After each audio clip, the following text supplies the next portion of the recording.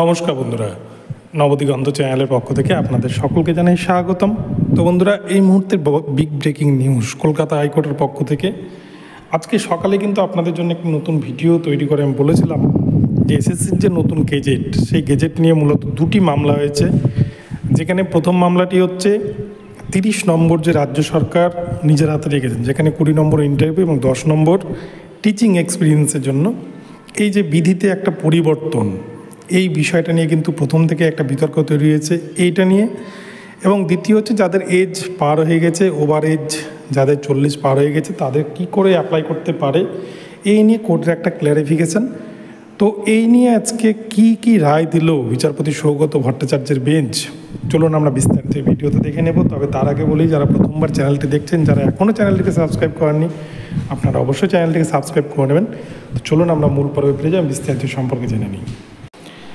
তো বন্ধুরা, প্রথমেই বলি, সুপ্রিম কোর্ট যেখানে স্পষ্ট করে জানিয়ে দিয়েছিল যে এই রিক্রুটমেন্ট যে প্রসেস 2016 সালে, যেখানে পুরো 26,000 প্যানেলকে বাতিল করা হয়েছিল, সেই রিক্রুটমেন্ট প্রসেস সেই নিয়মেই কিন্তু নেওয়ার কথা।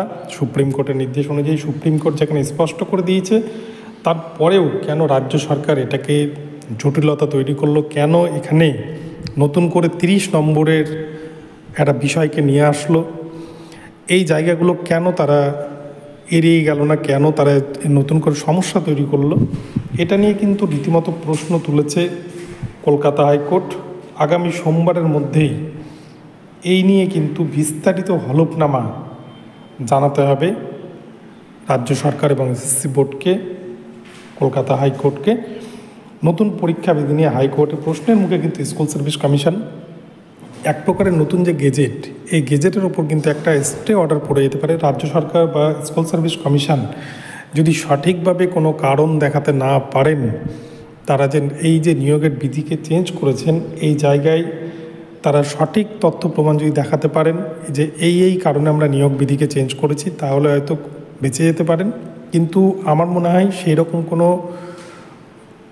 কোনো কারণ রাজ্য সরকার বা স্কুল সার্ভিস কমিশন দেখাতে পারবেন না, যে জন্যই হয়তো এই নতুন নোটিফিকেশান নিয়ে হয়তো সমস্যা তৈরি হতে পারে, বা হয়তো গেজেট পরিবর্তন করতে হতে পারে রাজ্য সরকার বা স্কুল সার্ভিস কমিশনকে। আগামী সোমবারের দিন কি হলফনামা দেয় রাজ্য সরকার বা স্কুল সার্ভিস কমিশন এই নতুন গেজেট নিয়ে, এই যে নতুন যে জটিলতা তৈরি করা হলো সেটা নিয়ে। কেননা 30শে মে যে নিয়োগ বিজ্ঞপ্তি, সেখানে কেন স্পষ্ট করে বলে দেওয়া হলো না যে কতজন অযোগ্য রয়েছে, যে সমস্ত অযোগ্য রয়েছে তারা পরীক্ষায় বসতে পারবে না, এই জায়গাগুলো কেন ক্ল্যারিফিকেশান দিয়ে জানালো না রাজ্য সরকার, এটা নিয়ে কিন্তু পরিষ্কার করে প্রশ্ন তোলা হয়েছে কোর্টে। এবং বিচারপতি কিন্তু রীতিমতো প্রশ্ন করেছেন এই নিয়ে স্কুল সার্ভিস কমিশনের আইনজীবীকে।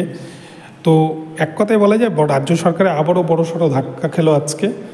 তো শেষ পর্যন্ত দেখা যাক সোমবার কী নির্দেশ দেয় মহামান্য কলকাতা হাইকোর্ট। তো বন্ধুরা, এখন এই পর্যন্ত রইল। ভিডিওটি ভালো হলে চ্যানেলকে সাবস্ক্রাইব করে দেবেন। দেখা হচ্ছে পরবর্তী ভিডিওতে। সকলে ভালো থাকবেন, ধন্যবাদ।